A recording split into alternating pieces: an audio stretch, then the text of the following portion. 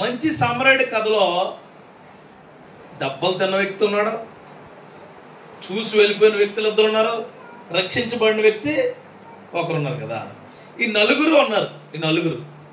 ఈ నలుగురు నువ్వని నేను అన్న కానీ దెబ్బలు తిన్న వ్యక్తి నువ్వు. ఈరోజు దేవునికి స్తోత్రం కలుగును గాక. దెబ్బలు తిన్న వ్యక్తి మంచి సమరయుడు కథలో లేకపోతే ఈ ఉపమానంలో ఖచ్చితంగా మనం నేర్చుకోవాల్సిన విషయం చాలా లోతుగా ఉంటుంది. చాలా లోతుగా అంటే నీకు కథ మొత్తం అంతా తెలుసు నీకు మంచిగా, కానీ తెలిసిన దాంట్లో కూడా నువ్వు తెలుసుకోబోయేది ఇంకా చెప్తాను. దేవునికి స్తోత్రం కలుగును గాక. హల్లెలూయా. ఇక్కడ ఈ యొక్క ఈ వెళ్ళే వ్యక్తి పేరేంటి ఒకసారి చదవండి. లూకాసు సువార్త 11వ అధ్యాయంలో 10వ అధ్యాయంలో 30 నుంచి 37 వరకు ఉంటుంది. అందుకు 30వ అధ్యాయం. యేసు ఇట్లా నేను ఒక మనుష్యుడు యెరూషలేము నుండి యెరికో పట్టణంకు దిగి వెళ్ళుచు దొంగల చేతిలో చిక్కెను. వారు అతని బట్టలు దోచుకుని అతన్ని కొట్టి కొరప్రాణంతో విడిచిపోయి. చాలండి, చాలు. ఎవరట? ఎవరు? ఎక్కడి నుంచి ఎక్కడికి వెళ్తున్నాడు అయ్యగారు? యెరూషలేము నుంచి యెరికోకు. యెరూషలేము నుంచి యెరికోకు దాదాపుగా 20 మైళ్ళు. అంటే మన యొక్క ఆలోచన చూసి 27 కిలోమీటర్లు. ఎంత? 27 కిలోమీటర్లు.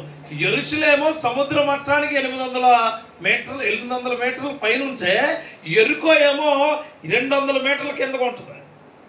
అర్థమైందా? అంటే ఎత్తైన శిఖరాల మీద ఏముంటుంది? యెరూషలేము ఉంది. అగాధ జలాల్లో ఏముంది?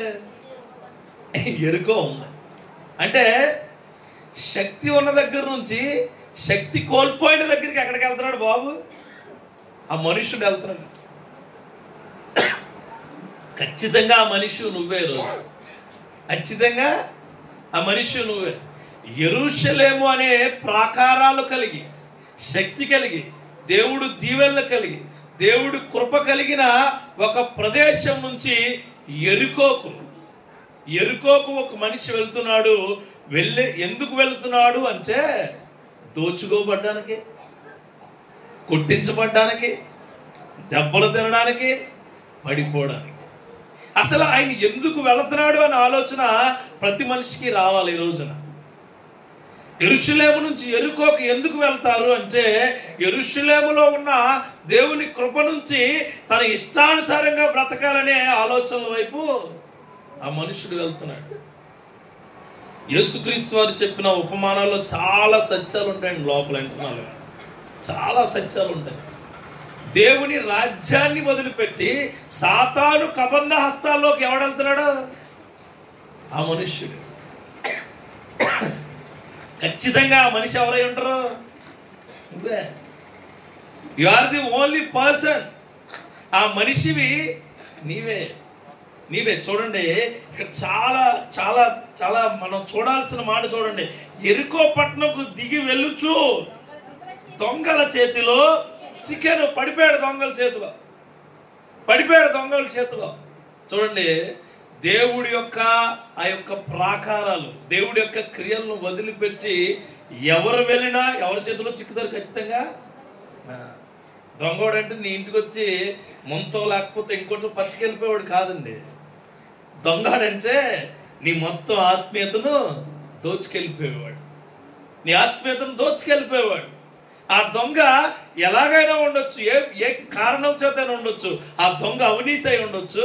ఆ దొంగ నీ యొక్క దేవుడి యొక్క క్రియలను వదిలిపెట్టేసేవాడై ఉండొచ్చు. ఆ దొంగ ఎట్లాంటోడైనా అయి ఉండొచ్చు.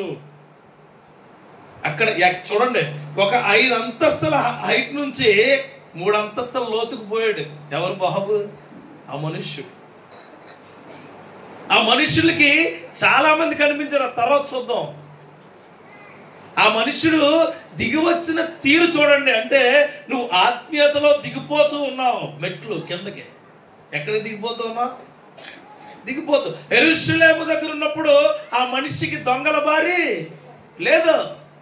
యెరూషలేము దగ్గర ఉన్నప్పుడు ఆ మనిషికి దెబ్బలు తగలలేదు. యెరూషలేము దగ్గర ఉన్నప్పుడు ఆ మనిషి గాయాల చేత చిక్కబడలేదు. నా సహోదరులారా, ఆయన అంటూ ఉంటాడు, వారు అతని బట్టలు దోచుకొని ఏం పనట, తన ఎక్స్టర్నల్ థింగ్ ఏదైతే ధరించుకున్నాడో అవి తీసుకుపోయారట. తర్వాత అతన్ని కొట్టి కొర ప్రాణంతో విడిచిపెట్టు. సాతాను ఏం చేద్దాం, నిన్ను చంపడం, చంపే అధికారం సాతానికి దేవుడు ఇవ్వలేదండి. అందుకే యోబు గ్రంథంలో అంటాడు, యోబును నువ్వు ఏ విధంగానే హింసించు, కానీ ఆ ప్రాణం మీద నీకు అధికారం లేదు.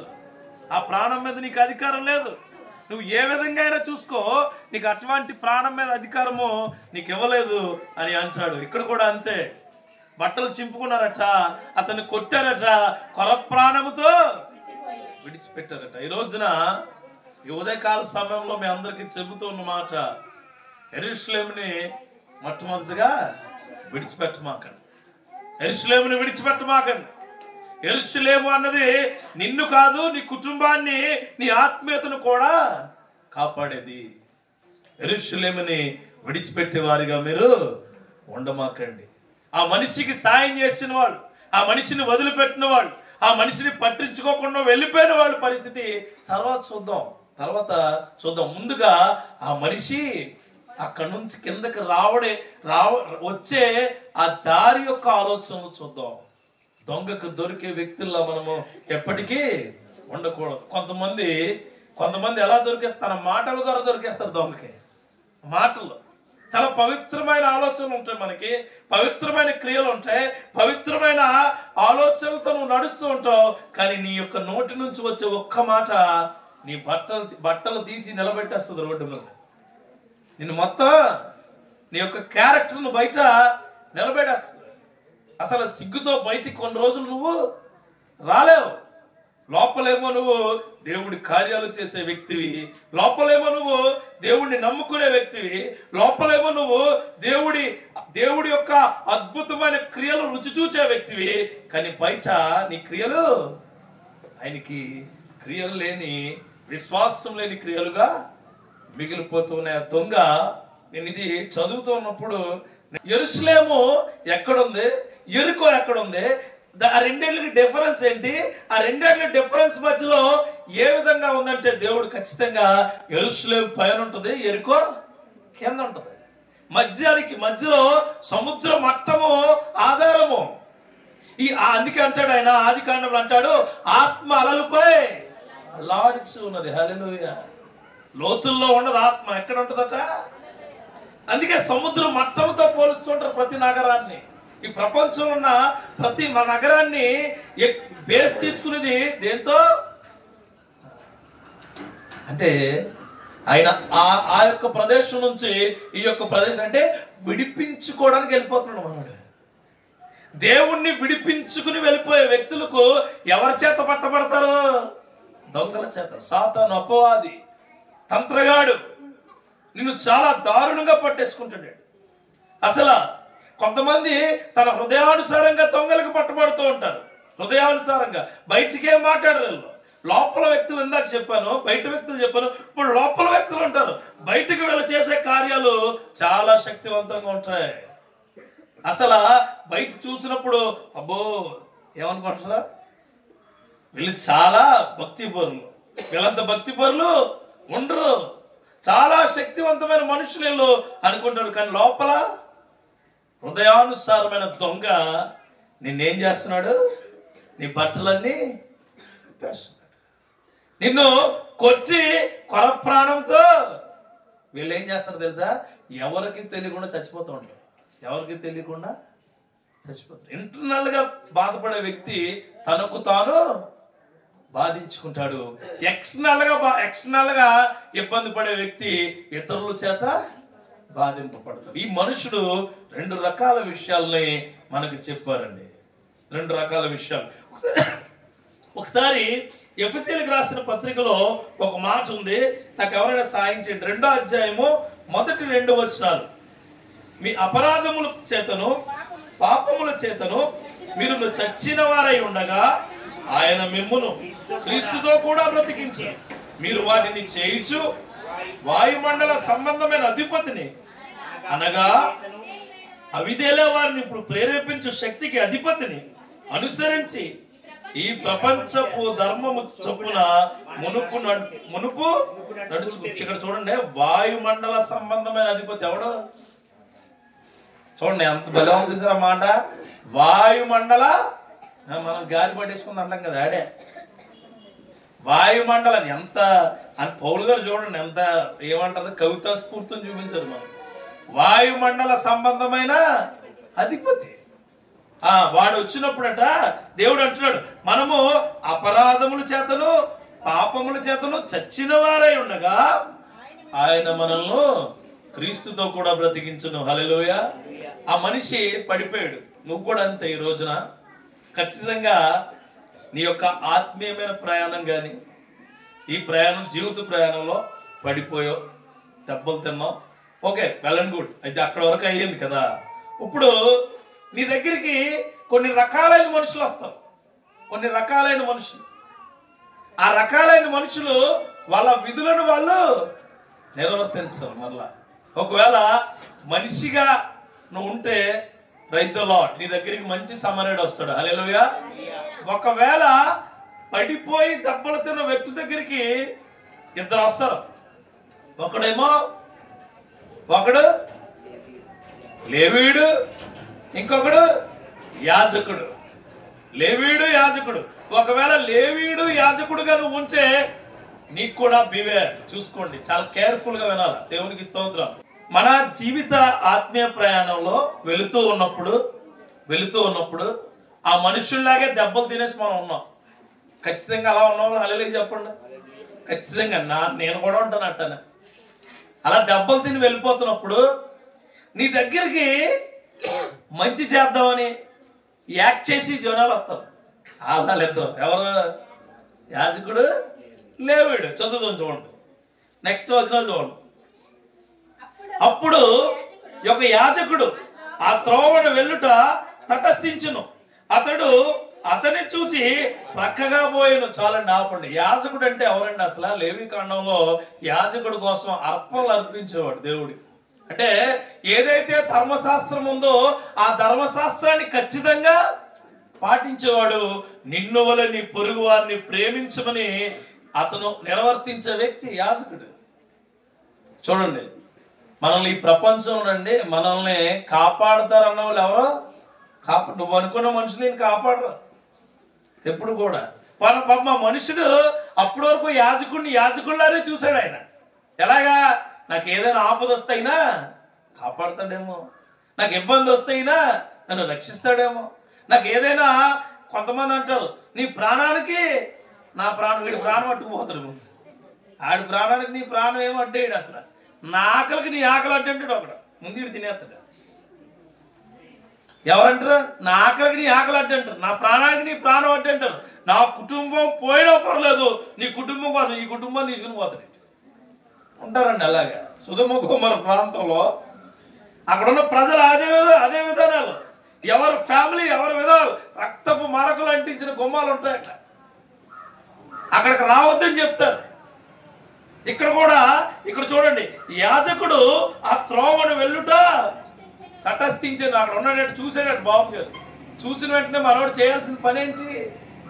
ఆ గాయాల్ని కట్టాలి, అతనికి ధైర్యం చెప్పాలి, అతన్ని తీసుకుని ఇతని దగ్గర ఉన్న బట్టలు తీసి అతనికి తొడిగి అతన్ని ఒక పూటకోళ్ళ ఇంటి వద్దకు తీసుకెళ్ళాలి. పూటకోళ్ళ ఇల్లు అంటే ఆ టైంలో ఇలా జర్నీ చేస్తున్న వాళ్ళకి కొంతసేపు ఉంటే వాళ్ళకి నాణ్యాలు అవి ఇచ్చి వాళ్ళ ఇంటి దగ్గర ఉండి ఒక అద్దెలులా ఉండేది అనమాట. అంటే హాల్ట్ ప్లేస్.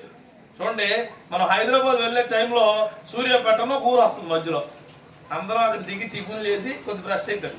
అలాగా ఈ యెరూషలేము నుంచి ఎరుకోకు కానీ, యెరూషలేము నుంచి వేరే ఊరికి కానీ, యెరూషలేము నుంచి బెత్లెహేముకు కానీ వచ్చినప్పుడు కొన్ని హాల్ట్లు ఉంటాయి. యేసుక్రీస్తు వారు జననం వచ్చినప్పుడు కూడా ఆ బెత్లెహేముకు వెళ్ళే దారిలో మధ్యలో ఓ చోట ఆయన ప్లేస్ అడిగితే ప్లేస్ ఏమంటారు? లేదంటారు.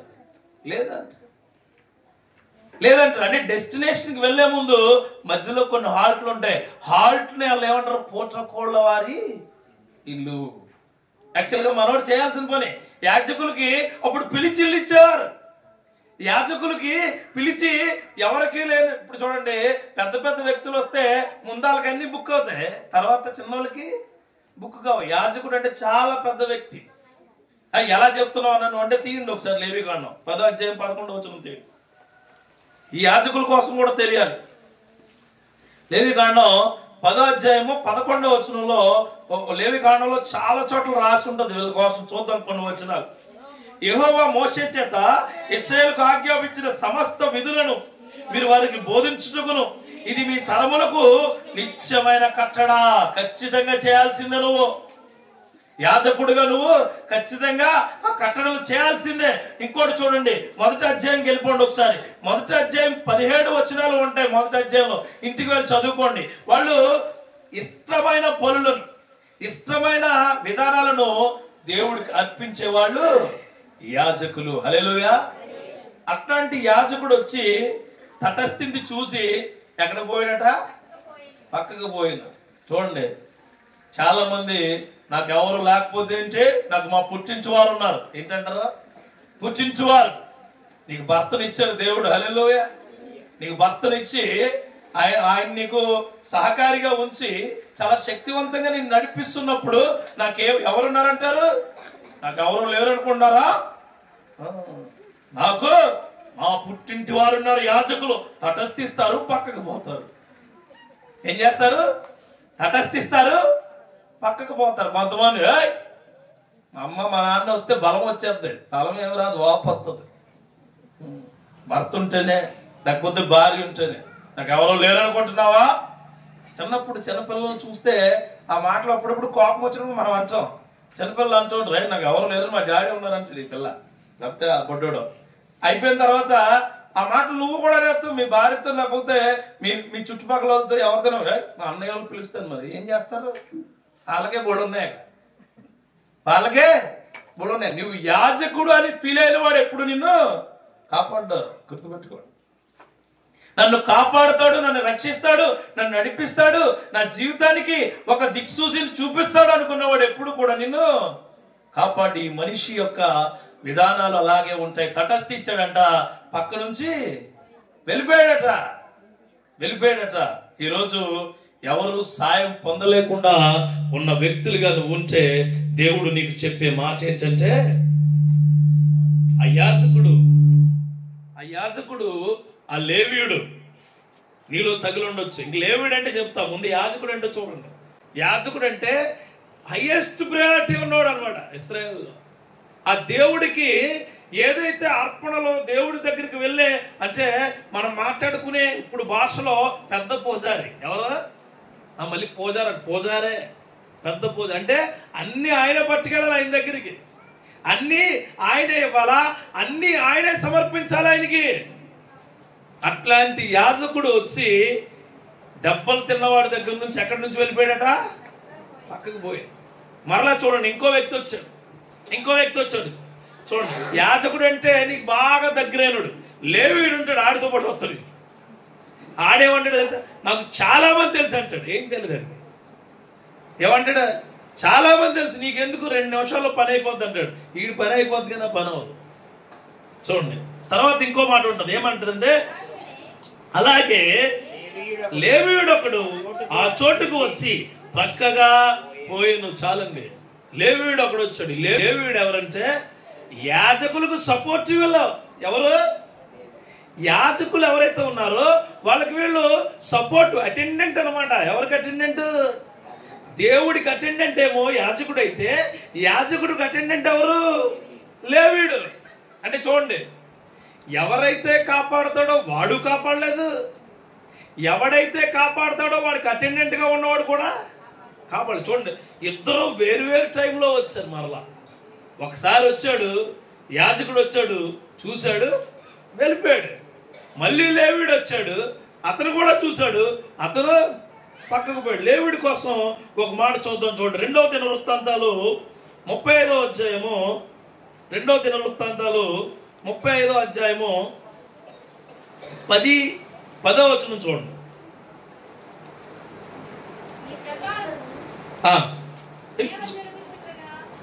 ఈ ప్రకారము సేవ జరుగుచుండగా రాజాజ్ఞను బట్టి యాజకులు తమ స్థలములోను లేవీయులు తమ వరుసలములోను నిలువబడిరే. యాజకులు ముందు నిలబడితే లేవీయులు ఎక్కడ నిలబడరట? వెనకాల. చివరి వచనం చదవండి, ఇంటికి వెళ్ళి చదువుకోండి, ఇప్పుడు వద్దు కానీ చివరి వచనం ఉండొచ్చు, 14 వచనం. తరువాత లేవీయులు తమ కొరకును యాజకుల కొరకును సిద్ధం చేసిరి. హల్లెలూయా. అంటే యాజకుల కోసం లేవీయులు సిద్ధం చేస్తారు. అంటే ఇక్కడ మాట మనం ఖచ్చితంగా గుర్తుపెట్టుకోవాల్సిన మాట ఏంటంటే, నువ్వు అనుకున్న వాళ్ళు నిన్ను కాపాడలేరు, నీకు భరోసా ఇచ్చేవాళ్ళు నిన్ను కాపాడలేరు. అంటే నీ కోసం ఏర్పరచబడిన వారు మాత్రమే నిన్ను కాపాడతారు. హల్లెలూయా. గుర్తుపెట్టుకోండి, ఈరోజు నేను చెప్పే వాక్యం మంచి సమరయుడు నీకు కావాలని ఆశపడితే ఖచ్చితంగా వస్తాడు నీ దగ్గరికి. అది మీ ఇంట్లో, మీ కుటుంబంలో, మీకున్న పరిస్థితుల్లో దెబ్బలు అంటే శరీరానుసారంగా తగిలిన దెబ్బలు కదండి, ఆత్మానుసారంగా కొన్ని దెబ్బలు తగులుతాయి. ఎలా అంటే మనకు వచ్చిన ఇబ్బందులను బట్టి మనం ప్రార్థన చేయలేకపోతాం, అదో దెబ్బ. అంటే మనకు వచ్చిన అనేకమైన ఇబ్బందులు ఉంటాయి, అంటే అప్పులు ఉంటాయండి. ఈ అప్పుల బాధ ఖచ్చితంగా మనకి ఎక్కడ కొడుతుంది? ఆత్మీయత మీద కొట్టేస్తుంది, ఆత్మీయత మీద కొట్టేస్తుంది. ప్రార్థన చేయలేం. ఆరోగ్యం బాగలేదు అనుకోండి, ఏం చేయలేం? ప్రార్థన చేయలేం. ఇంట్లో ఇబ్బందులు ఉన్నాయనుకోండి, ప్రార్థన చేయలేం. మనకి ఈ యొక్క శరీరానుసారంగా వచ్చిన ఏ బాధ అయినా సరే దేని మీద పడిపోద్ది? ఆత్మీయత మీద పడిపోద్ది. చూడండి, బాడీలో ఏది ఎక్కడ ఇబ్బంది అయినా గుండె మీద పడిపోద్ది భారం. అలాగా మనకి చుట్టుపక్కల ఏ ఇబ్బంది వచ్చినా దేని మీద పడిపోతుంది? ఆత్మీయత మీద పడిపోతుంది. అలాగే ఆత్మీయత మీద పడకుండా చూసేవాడే మంచి సమరయుడు. హల్లెలూయా. ఆ సమరయుడి కోసం మనం చూడాలి. ఆ సమరయుడు మనకు కావాలి. నీ దగ్గరికి చాలా మంది వస్తారు, చాలా అభయాలు ఇస్తారు, చాలా శక్తివంతంగా నేను కాపాడుతాను, నేను చూస్తాను, నీకు తోడుగా ఉంటాను, నేను నడిపిస్తానని చెప్తారు. వాళ్ళు నిన్నేమీ చేయలేరు. కానీ నీ దగ్గరికి ఒక ఆయన వస్తాడు, నీ దగ్గరికి వచ్చిన ప్రతి వ్యక్తి నిన్ను నడిపించే వ్యక్తి ఉంటాడు. నీ గాయాలు కడతాడు, నీ ప్రతి అవసరతను తీరుస్తాడు, నీ ఆత్మీయత నిలబెడతాడు, నీ కుటుంబాన్ని వర్ధిల్లింపజేస్తాడు. హల్లెలూయా. ఆయన్ని నమ్మాలమ్మా. అన్న ఈ వాక్యము నిజంగా నాకేనంటే సమరయుడుగా నువ్వు తీసుకుంటే నీకే. హల్లెలూయా. లేవీయుడిగా తీసుకుంటే తటస్థించెను, పక్కకు పోయాను. లేకపోతే ఒక యాజకుడిలా తీసుకుంటే తటస్థించెను, పక్కకు పోయాను. లేకపోతే నువ్వు సమరయుడైతే ప్రైజ్ ద లార్డ్, ఇంకా గొప్ప విషయం. హల్లెలూయా. ఈ చర్చిలో నిజంగా మంచి సమరయులు చాలా మంది ఉన్నారు. పేర్లు చెప్పకూడదు కూడా. మంచి సమరయులు చాలా మంది ఉన్నారు. ఒక వ్యక్తికి బాధ వస్తే, ఒక వ్యక్తికి ఇబ్బంది వస్తే, ఒక వ్యక్తి ఇబ్బందుల్లో ఉంటే, ఒక వ్యక్తి చాలా శక్తివంతంగా దిగజారిపోతే ఆర్థికంగా చేయించే సమరయులు ఉన్నారు ఈ చర్చిలో. హల్లెలూయా. గట్టిగా చెప్పకూడదు. అలా కాకుండా ఒక మనుష్యుడిగా నువ్వు దెబ్బలు తిని ఆ మనుష్యుడి యొక్క జీవితంలో నువ్వు ఇబ్బందులు పడిపోయి ఉంటే నీకు కూడా మంచి సమరయుడు ఉన్నాడు. ఆయనే యేసుక్రీస్తు. హల్లెలూయా. దైవ కార్యము, దైవ భావము, దైవ విలువ తెలియ చెప్పడానికే మనకి ఉపమానాలు చెప్పి ఉన్నాడు ఆయన. ఆమేన్. అభివృద్ధి కలిగే వాక్యము రావడానికి కాదు, అభివృద్ధి పొందుపరిచే దేవుడు నీ జీవితంలోకి రావాలి. అప్పుడే మన జీవితము బాగుపడుతుంది, స్థిరపడుతుంది. అక్కడ అంటాడు ఆయన, వాళ్ళు తటస్థించాను, పక్కకు పోయిన అంటే వచ్చారట, కాసేపు చూసారట, వెనకాల చేతులు పెట్టుకున్నారట, అటు ఇటు చూసారట, చిచ్చి నాకెందుకు అనుకుని పోయారట. నువ్వు కూడా అంతే. ఒక లేవీయుడిగా ఆ రక్తం కారుస్తున్న దేవుణ్ణి, నీ కోసము గాయాలు పాలైన దేవుణ్ణి తటస్థించావు, చూసావు, మరలా వెళ్ళిపోయావు. ఒక యాజకుడిగా వచ్చి, ఒక యాజకుడు అంటే ఏంటి? నువ్వు ప్రార్థిస్తున్నావు, దేవుడికి నీ యొక్క ఆత్మను నైవేద్యంగా పెడుతున్నావు, నీ ఆత్మను తటస్థిస్తున్నావు, పక్కకు పోతున్నావు. ఇంకెందుకండి మన భక్తి? తటస్థించిపోయేవాడు కాదు, తటస్థించి కాపాడేవాడు నా దేవుడు. హల్లెలూయా. మనం నమ్ముకున్న దేవుడు తటస్థిస్తాడు, నేను గాయాలు కడతాడు, నీకు అన్ని ఏర్పరుస్తాడు, వెళ్ళిపోతాడు. వెళ్ళిపోయి మళ్ళా వచ్చి అడుగుతాడు, నీకు ఇంకా ఏమైనా కావాలా? సమరయుడి కోసం చూద్దాం. ఒకసారి సమరయుడు ఆ మాట చదవండి ఒకసారి. అయితే ఒక సమరయుడు, చూడండి, వాళ్ళకి వీళ్ళకి చాలా తేడా ఉందండి. వాళ్ళకి వీళ్ళకి లేవీయుడు వచ్చినట, తటస్థించాడంట, వెళ్ళిపోయాడట. కానీ సమరయుడు ప్రయాణమైచు. హల్లెలూయా.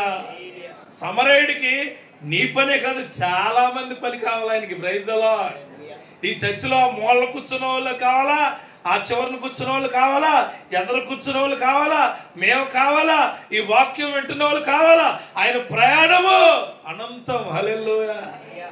దేవుడి యొక్క ప్రయాణము అనంతం. ఈ అనంతమైన ప్రయాణంలో యేసుక్రీస్తు వారు చాలా మంది దగ్గర తటస్థిస్తారు. హల్లెలూయా. నువ్వు ఇష్టపడినా ఇష్టపడకపోయినా, నీ మనసు చెడదైనా మంచిదైనా, నువ్వు పాపివైనా చాలా పరిశుద్ధురాలువైనా, నువ్వు ఎట్లాంటి కార్యాల్లోకి కూరుకుపోయినా ఆయన నిన్ను కాపాడే దేవుడు. హల్లెలూయా. కాపాడే దేవుడే, కాపాడే దేవుడు అండి. చూడండి, సమరయుడికి నీ పనే కాదు, చాలా మంది పని కావాలి ఆయనకి. Praise the Lord. ఈ చర్చిలో మూల కూర్చున్న వాళ్ళు కావాలా, ఆ చివరిని కూర్చున్న వాళ్ళు కావాలా, ఎదురు కూర్చున్న వాళ్ళు కావాలా, మేము కావాలా, ఈ వాక్యం వింటున్న వాళ్ళు కావాలా. ఆయన ప్రయాణము అనంతం. హల్లెలూయా. దేవుడి యొక్క ప్రయాణము అనంతం. ఈ అనంతమైన ప్రయాణంలో యేసుక్రీస్తు వారు చాలా మంది దగ్గర తటస్థిస్తారు. హల్లెలూయా.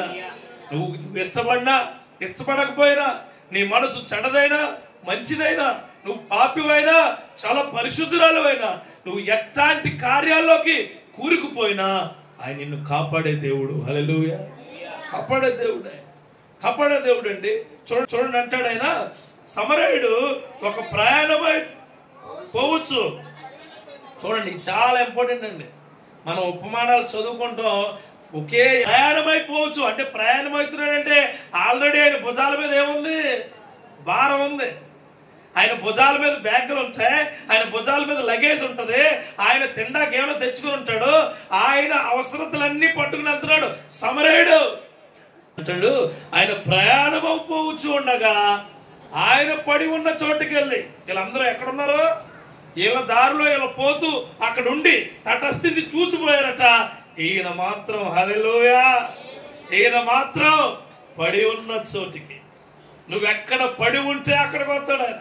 పాపంలో పడి ఉంటే నీ దగ్గరికి వస్తాడు, అప్పుల్లో పడి ఉంటే నీ దగ్గరికి వస్తాడు, కుటుంబంలో పడి ఉంటే నీ దగ్గరికి వస్తాడు, దౌర్భాగ్యమైన జీవితంలో పడి ఉంటే ఆయన నీ దగ్గరికి వస్తాడు.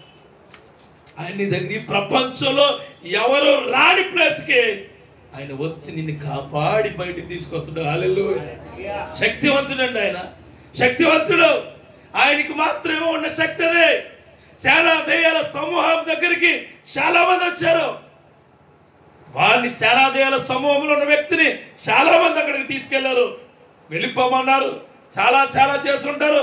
తన రాళ్లతో తన శరీరాన్ని గాయపరుచుకున్నాడు, ఎక్కడ పడితే అక్కడ పడిపోతున్నాడు. కానీ యేసయ్య అలా వెళుతూ ఉన్నప్పుడు ఒక్క మాటతో ఆ సమూహం మొత్తం బయటకు విడిపించబడింది. జక్కయ్య అనే వ్యక్తికి చాలా మంది చెప్పుంటారు, అరే నువ్వు అందరి దగ్గర పాపపు సొమ్ము తీసుకుంటున్నావు, నువ్వు పాపపు సొమ్ము తీసుకుంటున్నావు. వాళ్ళ ఇంట్లోకి వెళ్ళి చెప్పుండొచ్చు, వాళ్ళ ఇంటికి వీళ్ళొచ్చి చెప్పుండొచ్చు, జక్కయ్య కనిపించిన చోటనే చెప్పుండొచ్చు, జక్కయ్య కూడా ఆ మాట వినుండొచ్చు. కానీ యేసయ్య జక్కయ్య పడి ఉన్న చోటుకి వెళ్ళి చెప్పి ఉన్నమాట, హల్లెలూయా, జక్కయ్య నేను నీ ఇంటికే వచ్చి నువ్వు దిగిరా. Praise the Lord. దిగిరా.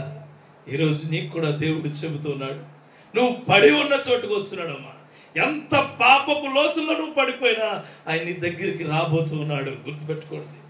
లేవీడు వచ్చాడు, తటస్థించాడు, పక్కకి పోయాడు.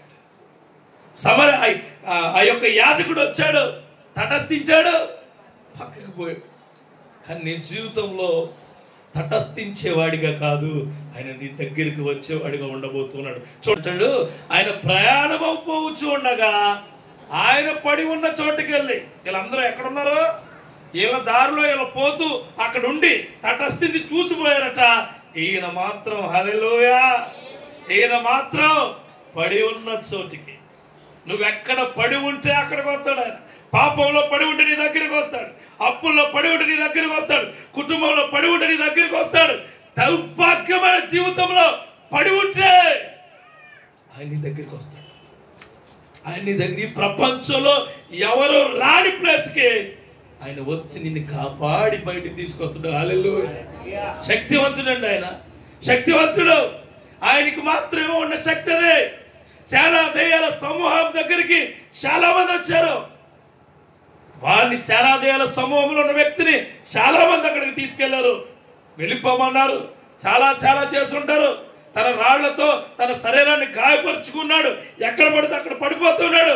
కానీ యేసయ్య అలా వెళుతూ ఉన్నప్పుడు ఒక్క మాటతో ఆ సమూహం మొత్తం బయటకు విడిపించబడింది. జక్కయ్య అనే వ్యక్తికి చాలా మంది చెప్పుంటారు, అరే నువ్వు అందరి దగ్గర పాపపు సొమ్ము తీసుకుంటున్నావు. వాళ్ళ ఇంట్లోకి వెళ్ళి చెప్పుండొచ్చు, వాళ్ళ ఇంటికి వీళ్ళొచ్చి చెప్పుండొచ్చు, జక్కయ్య కనిపించిన చోటనే చెప్పుండొచ్చు, జక్కయ్య కూడా ఆ మాట వినుండొచ్చు. కానీ యేసయ్య జక్కయ్య పడి ఉన్న చోటుకి వెళ్ళి చెప్పి ఉన్నమాట, హల్లెలూయా, జక్కయ్య నేను నీ ఇంటికే వచ్చినాను, నువ్వు దిగిరా. Praise the Lord. దిగిరా. ఈరోజు నీకు కూడా దేవుడు చెబుతున్నాడు, నువ్వు పడి ఉన్న చోటుకు వస్తున్నాడమ్మా. ఎంత పాపపు లోతుల్లో నువ్వు పడిపోయినా ఆయన నీ దగ్గరికి రాబోతున్నాడు. గుర్తుపెట్టుకోండి. లేవీడు వచ్చాడు, తటస్థించాడు, పక్కకి పోయాడు. ఆ యొక్క యాజకుడు వచ్చాడు, తటస్థించాడు, పక్కకి పోయాడు. కానీ నీ జీవితంలో తటస్థించేవాడిగా కాదు, ఆయన నీ దగ్గరికి వచ్చేవాడిగా ఉండబోతున్నాడు. చూడండి, అక్కడ ఉంటుంది, ఆయన అతనిని చూచి, అతడు పడి ఉన్న చోటికి వచ్చి అతనిని చూచి, చూడండి, అతని మీద జాలిపడి దగ్గరికి పోయి, హల్లెలూయా. చూడండి, ఈ ప్రపంచంలో అత్యద్భుతమైన జాలి ఉన్న ఒకే ఒక వ్యక్తి యేసుక్రీస్తు. అక్కడ ఎలా చెప్తాను తెలుసా? ఎలా చెప్తుంది? సిలువ దీని మీద మోసుకెళ్తున్నాడు, చాలా బరువు ఉంది, ఇంకొకరి మీద పెట్టారు. ఏమన్నాడు ఈయన? వెంటనే వద్దు, మరలా నా మీద మోసుకెళ్ళి ఆ దొంగ ఉన్నాడు. దొంగ తన యొక్క పశ్చాత్తాపంతో అడిగితే ఈయనకి ఆల్రెడీ శరీరం అలిసిపోయింది, రక్తం పోయింది, కాళ్ళు నొప్పులైనవి, కాళ్ళు బొబ్బలు ఎక్కిపోయినాయి, మండు టెండ, అతని కళ్ళు కూడా సరిగా కనిపించట్లేదు, కళ్ళు తెరవడానికి కూడా ఆయనకి బలము సాలేదు. ఆ టైంలో ఆ దొంగ మాట స్పష్టంగా అన్నాడు. దేవునికి స్తోత్రం కలుగును గాక. హల్లెలూయా. ఆయనకి ఎంత జాలంటేనండి, మనకు చూడండి, అలిసిపోయి వస్తే ఏమున్నా ఇంట్లో అంటే మనం ఏమంటాం తెలుసా? వెళ్ళి పగవా.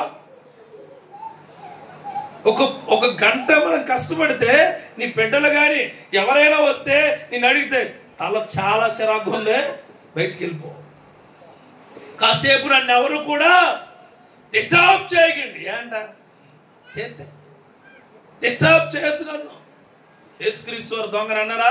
బాబు ఓ పావు గంట ఆగు అన్నాడా? అసలు నాకు సిలువ చాలా బరువుగా ఉంది, మీలో ఎవరైనా వచ్చి ఓ 10 నిమిషాలు సిలువ అన్నాడా? ఆయన లేదండి, అనలేదు. ఆ దొంగ మాట స్పష్టంగా వినపడి వీళ్ళ కొడుతూ ఉన్నారు, తిడుతూ ఉన్నారు, ఉమ్ములేస్తూ ఉన్నారు, అసహించుకుంటూ ఉన్నారు. సిలువ వేసేయండి అంటూ ఉన్న దొంగతో అంటున్న మాట ఏంటో తెలుసా? ఏమంటున్నాడు? నాతో కూడా, హలో మై డియర్ దొంగ, హలో మై డియర్ థీఫ్, నువ్వు నాతో కూడా నేను అనుకున్న దేశంలోకి వస్తావు. ప్రైజ్ ది లార్డ్, హల్లెలూయా. నాతో కూడా వస్తాడు. నువ్వు నేను నమ్ముకున్న దేవుడు తనతో మనల్ని తీసుకెళ్తాడు. గుర్తుపెట్టుకోండి, తనతో మనల్ని తీసుకెళ్తాడు. నీకంటే తక్కువైన మనుషులు మనం నమ్ముకున్న దేవుడు ఏమన్నాడు తెలుసా? నాతో పాటు పరదేశుకు వస్తావు. Praise the Lord. మంచి సమరయుడు తను ఏం తింటే అదే పెడతాడు, తను ఎలా ఉంటే అలాగే ఉంచుతాడు, తను ఎక్కడికి వెళ్తే నేను అక్కడికి తీసుకెళ్తాడు, తను ఏది ఆస్వాదిస్తే నీకు అదే పెడతాడు. అలాంటి క్రియలు నీ జీవితంలో జరుగును గాక. మంచి సమరయుడు మన దేవుడే ఉండాలి. ఈ సంఘములో మంచి సమరయుడిగా ఉండాలి అందరూ. Praise the Lord. మంచి సమరయుడిగా ఉండాలా. మిగిలిపోయింది పెట్టమాకండి, వాడికి పడేయండి. మిగిలిపోయింది పెట్టమాకండి, ఫ్రిడ్జ్లో పెట్టి అది బాగా వేడి చేసి రేపు పొద్దున పెట్టేస్తారు, పెట్టమాకండి. మంచి సమరయుడు చేసే పనికి అది కాదు. నువ్వు శ్రేష్టమైనవి తీసుకుని శ్రేష్టమైనవి కానివి ఎవరికి ఇస్తావు? శ్రేష్టమైన అనుకున్న వాళ్ళకి ఇస్తావు. దారుణం అసలు. ఇవ్వమాకండి. మంచి సమరయుడికి ఉండాల్సిన విధానాలు అవి కావు. ఆయన అంటాడు చూడండి, అతని మీద జాలిపడే, అదే కాకుండా దగ్గరికి పోయి నూనెయు ద్రాక్షరసమును పోసి అతని గాయములు కట్టి తన వాహనం మీద ఎక్కించి యొక్క పూటకోళ్ళ వారి ఇంటికి తీసుకుని పోయి అతన్ని పరామర్శించను. చాలా పెద్ద క్రియ అన్నది, చాలా పెద్ద క్రియ. మంచి సమరయుడు కదా మీరు వినుంటారు, కానీ యాక్చువల్గా ఆ 2 లైన్ల మీద ఓ 20-30 ప్రసంగాలు చేయొచ్చు. హల్లెలూయా. మంచి సమరయుడు జాలి ఎంత గొప్ప జాలే కాదట, అతను దగ్గరికి పోయాడట. చూడండి, ఇప్పుడు ఎవరైనా యాక్సిడెంట్ అయిందనుకో రోడ్డు పక్కనే, మనకెందుకులే ఇరుక్కుపోతామని వచ్చేస్తున్నారు. ఏంటట, మనకెందుకులే ఇరుక్కుపోయే వాళ్ళ ఉండకూడదు. హల్లెలూయా.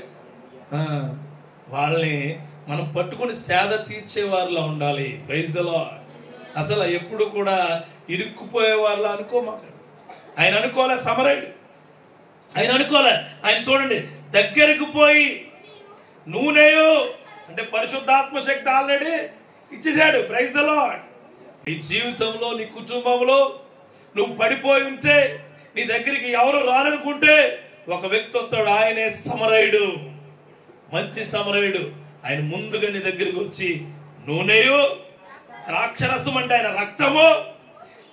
రక్తము పోసి అతని గాయములు కచ్చి తన వాహనం మీద ఎక్కించి ఒక పూటకోళ్ళ వారి ఇంటికి తీసుకుని పోయి అతన్ని పరామర్శించను. పూటకోళ్ళ వాళ్ళ ఇల్లు అంటే సంఘం. హల్లెలూయా. చూడండి, మీ అయ్యగారు మీ ఇంటికి వచ్చి మీకు ధైర్యం చెప్పి, మీకు ఏదైనా ఇబ్బంది అయితే ఇబ్బందులు తీర్చి సంఘానికి రండి అని చెప్తే ఆ 10వ రోజున మర్చిపోతారు మీరు ఎక్కడికి రమ్మని. పూటకోళ్ళ వారి ఇంటికి రండి అంటే హల్లెలూయా. పరామర్శిస్తున్నాడంట, మరలా పరామర్శిస్తున్నాడు. మన దేవుడు ప్రతిరోజు మనల్ని ఏం చేస్తాడు, పరామర్శిస్తూ ఉంటాడు. ప్రతిరోజు గుర్తుపెట్టుకోండి నా సోదరుడా, మనల్ని ఎవరు పరామర్శించినా, ఎవరు పరామర్శించకపోయినా ఆ దేవుడు ప్రతిరోజు ఎలా పరామర్శిస్తాడట, నూనె ఇస్తాడట, ద్రాక్షరసం ఇస్తాడట, మరలా గాయాలు కడతాడట, మరలా ఆయన వాహనం మీద ఎక్కించుకుంటాడట, మరలా నీకు ప్రొవిజన్ ఇచ్చా ఇంట్లో ఉంచుతాడట. Praise the lord. ఆయన యొక్క శక్తివంతమైన క్రియలు నీ చుట్టూ ఉంచుతాడు. ఎక్కడ ఉంచుతాడు? నీ చుట్టూ. అదే నీకు పూటకోళ్ళ వాళ్ళ ఇల్లు అంటే అదే. Praise the Lord. పడిపోయిన మనిషిగా నువ్వు ఉంటే నీ దగ్గరికి వచ్చిన వాళ్ళు ఎవరు నిన్ను తీసుకెళ్లరు, కానీ నీ దగ్గరికి వచ్చి నిన్ను గట్టిగా శక్తివంతంగా నిన్ను దృఢపరిచి బలపరిచి తీసుకెళ్లే ఒకే ఒక వ్యక్తి నజరేయుడైన క్రీస్తు యొక్క వార్త నీ కొరకే. ఈ సమరయుడు కథ నీ కొరకే. ఈ యొక్క ఉపమానం నీ కొరకే.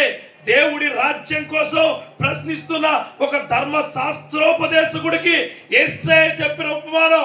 అరే బాబు, దేవుడి యొక్క రాజ్యము వారసుడు అవడానికి మనుషులు ఎలా ఉంటారో తెలుసా? ఒక మనిషి ఉంటాడు, ఆ మనిషి యెరూషలేము నుంచి యెరికోకు వెళ్తున్నాడు. గుర్తుపెట్టుకో, నా యొక్క ఆలోచనల నుంచి, నా క్రియల నుంచి, దేవుడి యొక్క ప్రశస్తమైన విలువ కలిగిన క్రియల నుంచి పడిపోతున్న వ్యక్తి దెబ్బలు తింటాడు, గాయాలైతే అందరి చేత అసహించుకోబడతాడు, ద్వేషించుకోబడతాడు, కింద పడిపోతాడు. ఎవరు రారు. ధర్మశాస్త్రంలో ముద్రించిన ధర్మశాస్త్రంలో చెప్పిన రీతిగా లేవీయుడు వస్తాడు, కానీ అతని విధిని అతను నిర్వర్తించలే. యాజకుడు వస్తాడు, అతని విధిని నిర్వర్తించలే. చూడండి, ఎందుకు చెప్తున్నట్టు విధులు నిర్వర్తించడం, తల్లిని తండ్రిని చూసే బాధ్యత ఎవరిది? కుమారుది. నిర్వర్తిస్తున్నారా? ఎవరు లేరు. ఎవరు అసలు ఈ మాటకి ఎవరు తలవపడలే. తల్లిదండ్రులు చూడడం బోలు మంది ఉన్నారు. ఇప్పుడు కానీ ఇక్కడ లెక్కలేస్తే 50 పైన ఉంటారు పర్సంటేజ్. అసలు ఆవిడ పెన్షన్ వస్తే చూస్తారు, లేకపోతే చూడరు. ఆవిడ పెన్షన్ ఎక్కడికి వస్తేని ఆవిడకి వస్తే కాదు, నీకు రావాలి. నీకు వస్తేనే. తల్లిదండ్రులు కొంత ఏజ్ అయిన తర్వాత వాళ్ళ యొక్క ఆలోచనలు ఎట్లా ఉంటాయో తెలుసండి. చిన్న వాటికి కొద్ది ఫీల్ అయిపోతూ ఉంటారు, చిన్న విషయాలకి. చాలా చాలా ప్యాంపర్ అయిపోతూ ఉంటారు. అంటే చిన్న చిన్న వాటికి కొద్ది ఫీల్ అయిపోతూ ఉంటారు. అది నువ్వేం ఫీల్ అవుతావో తెలుసా? నువ్వు ఆవిడకి ఎంత ఉంటే నాకెంత ఉండాలి ఏంటంట? ఆవిడకి ఎంత ఉంటే ఆయనకి ఎంత ఉంటే నాకెంత. ఆవిడకి ఎంత ఉన్నా ఏమున్నా నీకు మాత్రం దేవుని ప్రేమ ఉండాలి. దేవునికి స్తోత్రం కలుగును గాక. హల్లెలూయా, హల్లెలూయా. అట్లాంటి క్రియలు చేయమని ఆ ధర్మశాస్త్రంలో చెబుతున్న మాట యాజకుడు ఫాలో అవలా, లేవీయుడు ఫాలో అవలా, వెళ్ళిపోయారు. కానీ ఆ మనిషి ఇదంతా చూస్తున్నాడు. ఎవరు? దెబ్బలు తిన్న మనుషుడు కొన ఊపిరితో నా దగ్గరికి ఎవరు వస్తారా? నన్ను ఎవరు పలకరిస్తారా? నన్ను ఎవరు పరామర్శిస్తారా? నన్ను ఎవరు లేవనెత్తారా? నాకెవరు చెయ్యేస్తారా? నన్ను ఎవరు బలంగా తయారు చేస్తారని ఆ మనుషుడు అనుకుంటున్నప్పుడు, అయ్యో గొప్పవాడు వచ్చాడు, దేవుడికి దూపం వేసేవాడు వచ్చాడు, దేవుడిని కొలిచేవాడు వచ్చాడు, దేవుడు అంటే ఇష్టపడేవాడు వచ్చాడు, ఖచ్చితంగా కాపాడుతాడు. వచ్చాడా? ఏంటి వెళ్ళిపోతాడంటే వెళ్ళిపోతాడంతే, వెళ్ళిపోతాడండి. ఆస్తుల కోసం కొట్టు చచ్చిపోయి అన్నదమ్ములు ఉన్నారు ఈ రోజుల్లో. వీటి కోసం ఆస్తే ఏం అవసరం లేదు, ఆస్తి వస్తే చాలు, బంగారం వస్తే చాలు. కొంతమందికి ఏమీ అవసరం లేదు. ఇదిగో మా చెల్లి వచ్చింది జాగ్రత్తగా చూసుకో అంటే ఆవిడ వెళ్ళిపోయేటప్పుడు అడుగుతుంది, అన్నయ్య మరి సైలెంట్గా మొదలెడుతుంది. ఏంటంట? అన్నయ్య మరి నాకు వచ్చింది నాకు ఇస్తే వెళ్ళిపోతాను, వస్తావా? ఇంక రాను. ఒకవేళ అమ్మ తర్వాత ఎత్తారు అంటే అక్కడి నుంచి మొదలెడుతుంది. ఎక్కడ వరకుని? బస్ స్టాండ్ వరకు. మొత్తం పసిఫిక్ మహాసముద్రం, అంటార్టిక్ మహాసముద్రం, ఈ పక్కన ఉన్న యానవరం ఇవన్నీ వచ్చేస్తాయి ఇక్కడికి. వాటరే వాటర్. ఈయన పాపం భరించలేక పాపం ఈయనకి ఏదో ఆపదుండే వాళ్ళు. పోనీ కొంతమంది క్రూరమైన వాళ్ళు ఏమంటారు, అది చెల్లో లేకపోతే ఎవరు ఇంటికి వస్తారంటే మేము ఉండలేదు, బయటికి వెళ్ళిపోతాం, పనే ఉండదు, వెళ్ళిపోతారు. అంటే అలాంటి వ్యక్తులు ఉన్న టైంలో యేసే నీ దగ్గరకు ఉంటే అందరూ నీ దగ్గర ఉంటే, హల్లెలూయా. యేసే నీ దగ్గర ఉంటే, ఆ సమరయుడు నీ దగ్గర ఉంటే గుర్తుపెట్టుకోండి, నీకు నూనె ఇస్తారట. ప్రయాణం అయిపోయి వెళ్ళిపోయేవాడి దగ్గర నూనె ఉంటుందండి? ప్రయాణమై వెళ్ళిపోతాడు ద్రాక్షరసం ఉంటుందండి? ప్రయాణమై వెళ్ళిపోతాడు వాహనం ఉంటుందండి? కానీ అక్కడ ఎవరో బాధ ఉందని చెప్పి ఆ సమరయుడి దగ్గర ఏముంచాడు దేవుడు? నూనె ఉంచాడు, ద్రాక్షరసం ఉంచాడు, వాహనం ఉంచాడు. హల్లెలూయా. ఆ వాహనంలో స్థానం ఉంచాడు. గుర్తుపెట్టుకోండి. ఆ యేసయ్య దగ్గర నీకు స్థానం లేదని నువ్వు అనుకుంటున్నావేమో, ఆయన దగ్గర నీ స్థానం అలాగే ఉంది. Hallelujah. Whatever you commit sin, నువ్వు ఎట్లాంటి పాపం చేసినా ఆయన నిన్ను పిలుస్తూనే ఉన్నాడు. గుర్తుపెట్టుకో. నువ్వు ఎట్లాంటి పాపం చేసినా, అది శారీరక పాపమా, మళ్ళీ చెప్తున్నా, అది శారీరక పాపమా, నీకోసం ఆయన ప్లేస్ ఉంచాడు. హల్లెలూయా. అది మానసికమైన పాపమా, అది నీకోసమైన ప్లేస్ ఉంచాడు. అది ఆత్మీయమైన పాపమా, నీకోసం ప్లేస్ ఉంచాడు. అది నువ్వు సరిదిద్దుకోలేని పాపమా, నీకోసమైన ప్లేస్ ఉంచాడు. చూడండి, ప్లేస్ ఉంచడమే కాదు, ఇంకో మాట చెప్తాడే. ఒకసారి యోహాను సువార్త తీస్తారా? 4:9 చూడండి. అంటే ఇక్కడ సమరయుడు గొప్పోడని మీ ఫీలింగ్ కదా. మీరు అందరూ అనుకుంటున్నారు ఇప్పుడు సమరయుడు రక్షించాడు కదా, సమరయుడు గొప్పోడేమో, లేవీయుడి కంట, యూదుల కంట, లేకపోతే మిగిలిన వాళ్ళ కంట గొప్పోడు అనుకుంటారేమో. సమరయుడు ద్వేషింపబడిన వాడు. గుర్తు ఇక్కడ చెప్తాను చూడండి. ఆ సమరయ స్త్రీ, యూదుడివైన నీవు సమరయ స్త్రీనే నన్ను దాహమునికిమ్మని ఎలాగ అడుగుతున్నాను అతనితో చెప్పాను. ఎలానగా యూదులు సమరయులతో సాంగత్యము చేయరు. సమరయుడు యాక్చువల్గా ఎవరి దగ్గరికి వెళ్ళి ఏమి కూడా ఇచ్చేలాగా అక్కడ లేవు రూల్స్. సమరయుడు ఎవరితోటి మాట్లాడకూడదు, ఎవరికి ఏమి ఇవ్వకూడదు, ఎవరితో సాయం చేయించకూడదు. అంటే ఆ టైంలో ఆ సమరయులు ఉన్నవాళ్ళు అంటరాని వాళ్ళు లెక్క. ఎలాగా? అది ద్వేషించబడిన వారు లెక్క. కానీ చూడండి, నువ్వు ఎవరినైతే ద్వేషిస్తున్నావో వాళ్ళని నిన్ను కాపాడతారు. హల్లెలూయా. ఈ మాట అందుకే చెప్తున్నాను. నువ్వు అత్యధికంగా నీ హృదయంలో ద్వేషం ఎవరి మీద పెట్టుకుంటావు తెలుసు? నువ్వు ఎవరి మీద? ఇప్పుడు నేను చెప్పినప్పుడు నీ మైండ్లో నువ్వు ఎవరి మీద ద్వేషం పెట్టుకుంటావు అంటే మాట వస్తుంది నీకు. కాదు, గుర్తుపెట్టుకోండి. నువ్వు బాగా ద్వేషించే వ్యక్తి ఆలోచించుకోండి మైండ్. నీకు ఎవరో ఉంటారు కదా, ఎవరో XYZ ఎవరు ఉంటారు, వాళ్ళు కాదు. నువ్వు ద్వేషిస్తున్న దేవుణ్ణి. హల్లెలూయా. అలాగే చెప్తుంది, నిన్ను వలె నీ పొరుగు వారిని ప్రేమించమని మాటను ద్వేషిస్తున్నావు. ఎవరిని? నిన్ను వలె నీ పొరుగు వారిని. నువ్వు లతను ద్వేషించవచ్చు, పీతను ద్వేషించవచ్చు, కుక్కను ద్వేషించవచ్చు, ఎవరైనా ద్వేషించవచ్చు. ఆ పేరు గల మనిషిని ఎవరిని ద్వేషించినా అల్టిమేట్గా ఎవరిని ద్వేషిస్తున్నట్టు? నువ్వు దేవుణ్ణి. దేవుణ్ణి. అందుకే అంటాడు ఆయన యెషయా గ్రంథంలో 55వ అధ్యాయం 3. ఇప్పుడు ద్వేషం ఉన్నవాడు అలా పిలుస్తాడా? నేను ద్వేషం ఉన్నవాడు పిలుస్తాడా? మీకు బాగా మీరు ద్వేషించే వాళ్ళు భోజనానికి రమ్మంటారా?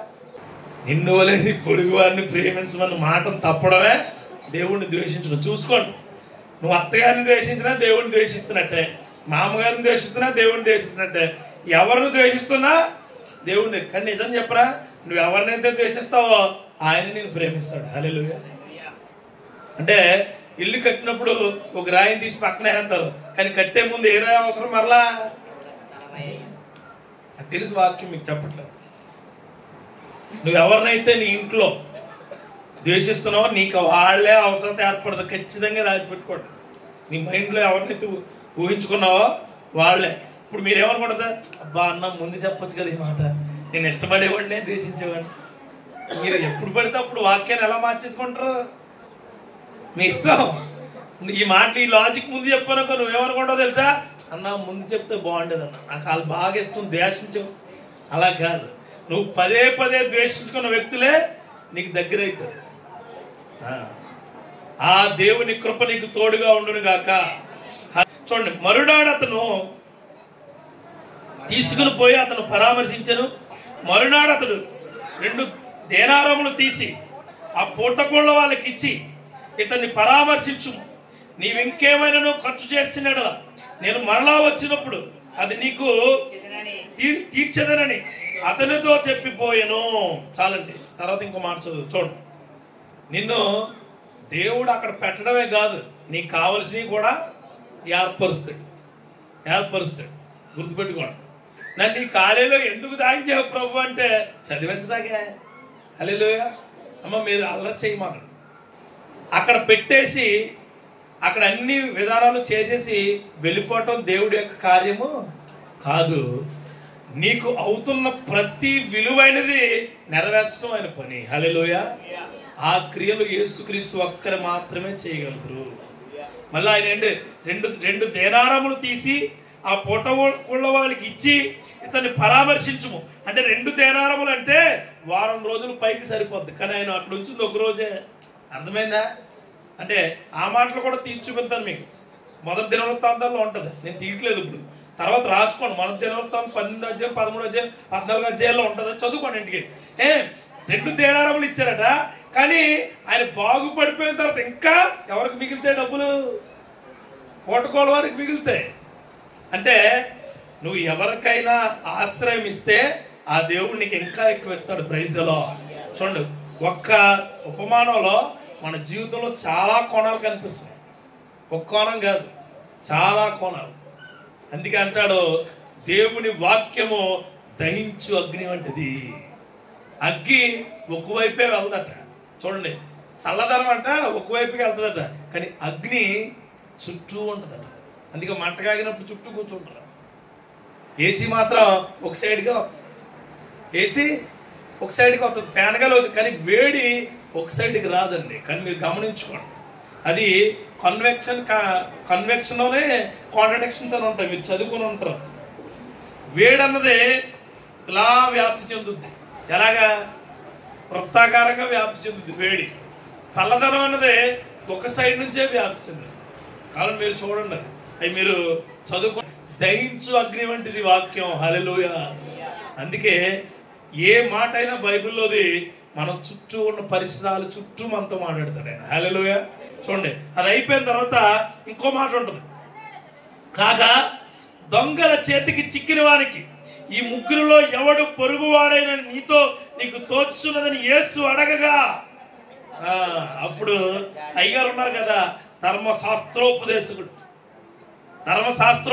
వేస్తున్న క్వశ్చన్ ఇది. ఆయన అంటున్నాడట, ఆయన ఏమంటాడు, అతడు అడగగా అతని మీద జాలి పడిన వాడే అని. హల్లెలూయా. అతనికి తిండి పెట్టినవాడు కాదు, అతన్ని పచ్చుకున్నవాడు కాదు, వాహనం ఎక్కించుకున్నవాడు కాదు, గాయాలు కట్టినోడు కాదు, అతనికి డబ్బులు ఇచ్చినోడు కాదు. ఎవరట? అది ఎదుటి వ్యక్తులకి మనలో కనిపించేది ఏమై ఉండాలా? జాలి ఉండాలా. సమరయుల్లో ఉన్న జాలి ఈరోజు నీ జీవితంలో కూడా వచ్చును గాక. హల్లెలూయా. జాలి కలిగినోడు ప్రార్థన చేస్తాడు, జాలి కలిగినోడు బైబిల్ చదువుతాడు, జాలి కలిగినోడు మోకరిస్తాడు. జాలి కలిగినవాడు మాత్రమే ఆ దేవుని ఎడల ప్రేమగా ఉంటాడు. హల్లెలూయా. ఎలా చెప్తావనంటే పక్కవాడి బాధనే జాలి రూపంలో నువ్వు ఉంటున్నాడు మంచి జరగాలనుకుంటావు, లేకపోతే వాడు పోయినా పర్లేదు అనుకుంటా. అట్లాంటి ఆలోచనలు కలిగిన వ్యక్తుల్ని దేవుడు ఈరోజు కొట్టివేయబడును గాక, కొట్టివేయబడును గాక. ఇలా చెప్తున్నప్పుడు ఆమె అంటున్నారు కానీ అవి పావం ఆ లోపల అలా ఉంటుంది. చూడండి, ఏదైనా ఫ్రై చేసుకున్నప్పుడు కళాయి ఉంటుంది కదా, అంటే బౌల్ కింద కింద కింద అదే ఫ్రై అంతా తినేసిన తర్వాత మీకు తెలుస్తుంది, చెప్తుండే నవ్వుకుంటున్నారు. ఆ కింద అంతా ఒకటి ఉంటుంది, అది చాలా బాగుంటుంది. అది గోక్కుని ఆ బ్యాచ్ అంతా ఎవరనుకుంటున్నారు? అవునుగాక అంటే ఆమెనండి బ్యాచ్. పాటించరు నాకు చివరిది కావాలి, చివరిదే కావాలి. చివరిది ఏంటది? కొంతమంది చేపలు ముందుది వెనకాలదే తింటారు. బ్యాచ్ నేను తినలే. ఎదరిది ఉంటుందో పాట్, ఆ పాట్ పేరు నేను చెప్పను. ఆ పాట్ వస్తేనే తింటారు, లేకపోతే ఆ పాట్లో ఆ కళ్ళు ఉంటాయి కూడా తినేస్తారు. చివరితో సిచ్చి ఏంటి నాలుగు ఫీల్ అవుతారు, అలా సిచ్చి అంటారండి. పెద్దది మంచి సమరంలాగా వీళ్ళకి జాలి వచ్చేసింది అప్పుడే. ఎదర పాటు ఉంటుంది తెలుసా? పార్ట్ పేరంటే పార్ట్ ఎవరు తింటారా సరే అది తింటానంటే జ్ఞానం వస్తుందండి. గుడ్డే రాదు. ఎవడు చెప్పాడు? ఆకు తింటే ఏదో వస్తుంది, ఈ రసం తింటే ఏదో వస్తుంది, అది తింటే ఏది రాదు. జ్ఞానం ఇచ్చేవాడు యెహోవానే. హల్లెలూయా. చాలా మంది నీకు ఎక్కువ ఎందుకురా బుర్ర ఉందంటే నేను చేప తలకాయ తిన్నాను. చేప తలకాయ తింటే బుర్ర వచ్చేది, అలాగంటే సముద్రంలోకి వెళ్ళి తినేస్తారు అందరూ. చేప తలకాయ తింటే బుర్ర రాదు. ఏదైనా మితంగా తినమన్నాడు దేవుడు. ఏంటి మితంగా? అందుకేనండి శనసాపగా తలకాయ తింటాను.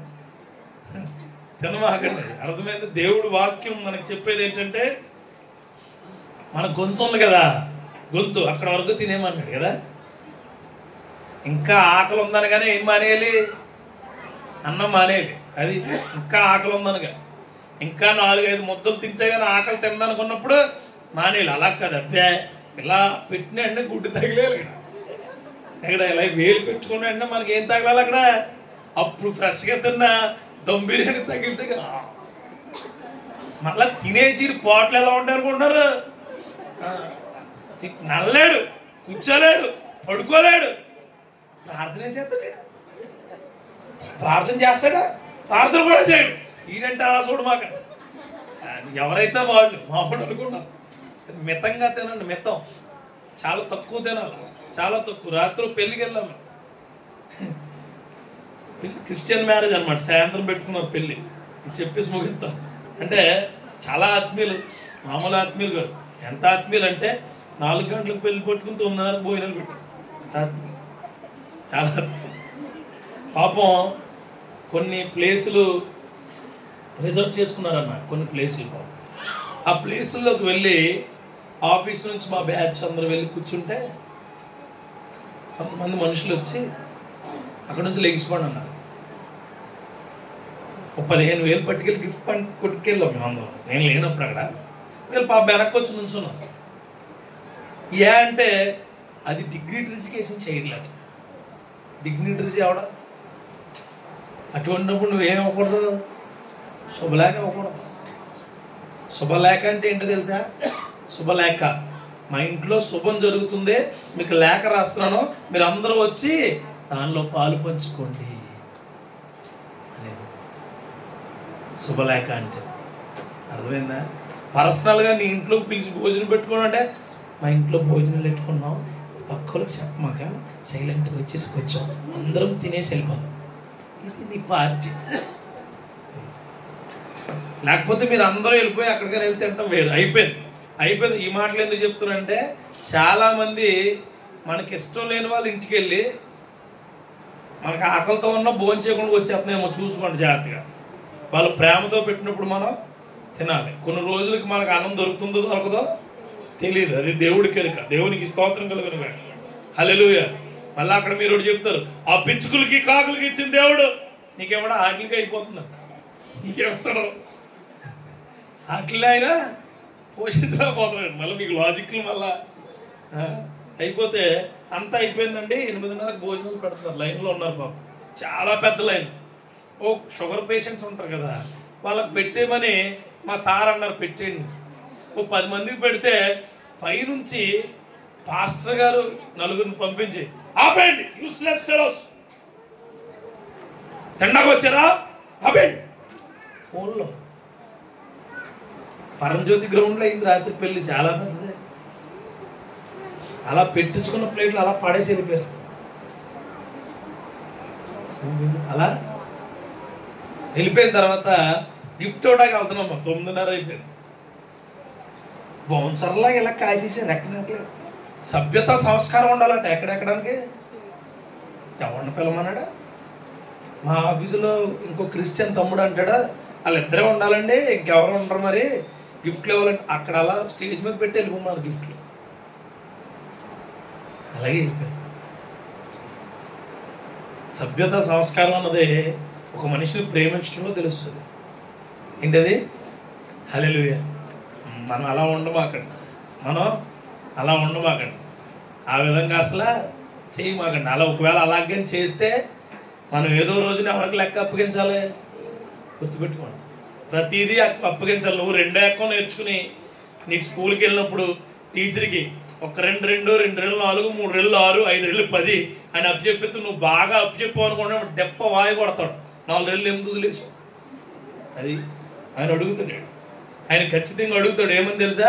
అవో ఇదిగో నీ లెక్కలు వదిలేసావు, ఆల్రెడీ నీ లెక్కలన్నీ ఇక్కడ చాలా శక్తివంతంగా ఉన్నాయి, చాలా శక్తివంతంగా ఉన్నాయి. అందుకని ఎవరైనా ఇంటికైనా వెళ్ళినప్పుడు, వాళ్ళు పిలిచినప్పుడు ప్రేమతో నువ్వు వెళ్ళి వాళ్ళకి ప్రేమగా ఇవి ప్రేమగా తీసుకో.